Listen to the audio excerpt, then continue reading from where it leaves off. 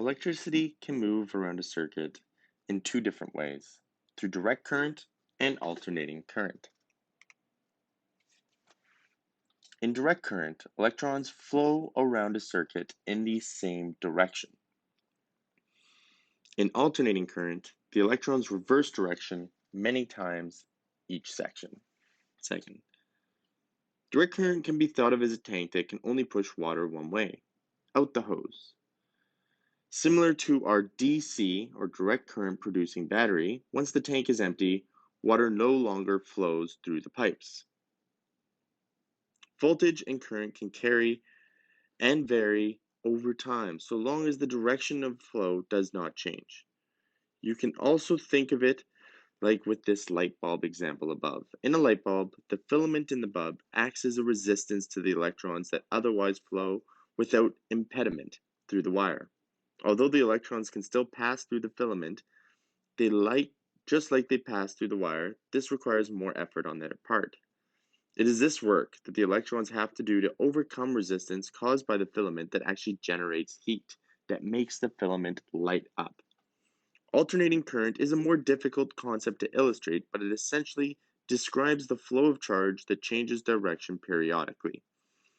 The average value of alternating current over a period in a complete revolution is zero. As a result, the voltage level also reverses along with the current. Alternating current can be produced using a device called an alternator, where essentially a loop of wire is spun inside of a magnetic field. This induces a current along the wire. The rotation of the wire can come from any number of means. In a wind turbine, or a steam turbine, flowing water, so on or so forth. Because the wire spins and enters a different magnetic polarity periodically, the voltage and current alternates on the wire. To tie it back to the light bulb example above, in alternating current, the same old electrons, they whiz back and forth in the filament. You can think of them as essentially running on the spot, heating up that filament, so it still makes it bright, as we can see. Both types of current can make the lamp work, even though they flow in different ways. So in this example here, you see current flowing in one single direction, overcoming resistance, heating up the filament, and lighting the bulb. In alternating current, those electrons are going back and forth over the same spot, buzzing and causing the filament to heat.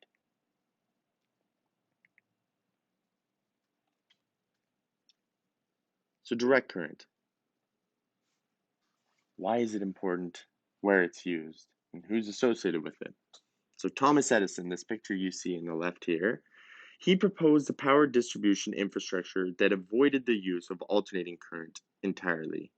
In his vision, instead of large power plants distributing power to large populations over long distances, instead smaller communities would be powered by smaller, less expensive neighborhood generators using direct current. By greatly reducing transmission distance, the power loss problem that an alternating current grid must solve with transformers and extremely high voltages no longer becomes an issue. So there are many pros to direct current. First, it is relatively simple, and you should have gathered that from the last slide. The voltages are easier to manipulate than with alternating current. They're small, portable, battery compatible. There are some cons though. Direct current will typically still require the support of a source of alternating current. Most generators are producing AC. Additionally, direct current does suffer from high power losses over distance, and that's due to the resistance on transmission lines. So a very common example of direct current is a battery. Basically, any commercially available product that uses a battery, inside of it you will find a circuit that is using direct current. Alternating current. This is Nikola Tesla on the left. He is most commonly associated with the more complex but also more utilized form of electricity we refer to as alternating current. Nikola Tesla pointed out the inefficiency of Edison's direct current electrical powerhouses. They were unable to step up to high voltages, which is required by power plants, and would require new power plants essentially every few kilometers. The secret Nikola Tesla felt lay in the use of AC, because to him, all energies were cyclic in nature. Why not build generators that would send electrical energy along distribution lines, first one way, then another, in multiple waves using the polyphase principle? The polyphase system that Nikola Tesla proposed for distributing alternating current meant that the power transfer had to remain constant during each electrical cycle and that there would be electrical conductors carrying alternating currents. So, in essence, Tesla's alternating current system used thinner wires, it had higher voltages, and it was able to transmit electricity over thousands of kilometers. Well, both alternating current and direct current do experience power losses over distance due to resistance in long transmission lines. Alternating current changes direction 50 or 60 times per second and can be stepped up to very high voltage levels. This minimizes power losses over long distances. Essentially, at the destination, a second transfer still needs to be employed to bring the voltage back down to a more manageable level, which is then used to distribute it to homes and businesses on the grid. And so it is for this reason that alternating current won out as the main electrical transmission system employed globally. So alternating current motors, generators, are more powerful. It is much more efficient over great distances. It's low maintenance, and it has a higher life expectancy. But there are cons to alternating current too.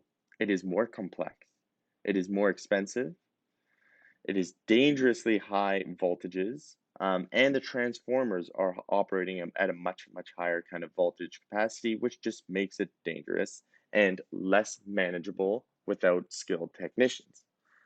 Additionally, there are very, very delicate circuits in alternating current that can be prone to error. So a common example where you would see an AC alternator would essentially be the internal combustion engine, which converts electrical energy that can be later used for use in batteries. Other examples of alternating current would also be the transmission lines you see across the highway, as well as most power generation forms. We're going to discuss this more in later classes, but I think the main takeaway from this lesson is that direct current is great over short distances, transports at a lower voltage, and it's easier to manage.